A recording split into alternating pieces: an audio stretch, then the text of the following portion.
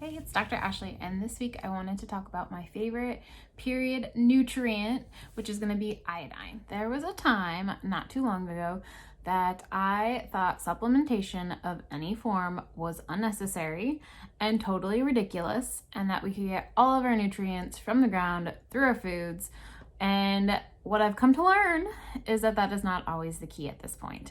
Our soil is so depleted of key nutrients, and iodine happens to be one of those nutrients that we're lacking. So I choose to when there's a decrease in iodine, there's also going to be a decrease in thyroid function, which is going to lead to hypothyroid, which is going to lead to irregular cycles, which is going to affect ovulation. Cycle changes from low iodine are going to lead to estrogen dominance. And some of the symptoms that you'll see with estrogen dominance are going to be things that we usually refer to as normal.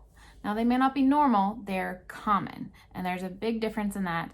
Common symptoms that you'll see with estrogen dominance will be fibroids, cysts, irregular cycles, heavy cycles, clotty cycles. And these are all things that we think are normal. They're not necessarily normal, but they are quite common, and a lot of women suffer and experience this. What I've seen is often it's a lack of iodine in nutrients for their periods. I can remember all of the times that I've had heavy periods, painful periods, such bad cramps, mood swings, all of the different types of symptoms of PMS that come along with it.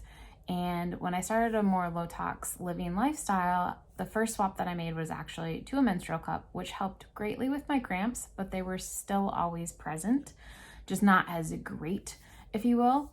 And one of the biggest things I've noticed over the time of including iodine into my supplementation in the morning is the cramps are non-existent. They don't exist. Less moody for sure, which is always a plus to those around me. My favorite form of iodine is nascent iodine. The reason I like using this type is because it's more bioavailable for your body and it doesn't get clogged up in your thyroid. If I happen to take more than I'm needed, then my kidneys will filter it out and I'll just pee it all out, the extra that I took.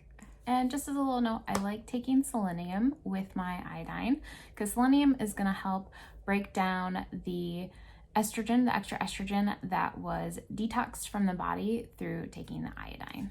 And fun fact with iodine, in 1928, we found that the thyroid is the top place that you'll find iodine, but the second highest place is going to be your ovaries. Let me know if you have any questions on my favorite essential period nutrient, iodine, and follow along for more tips on holistic living as well as holistic preconception health.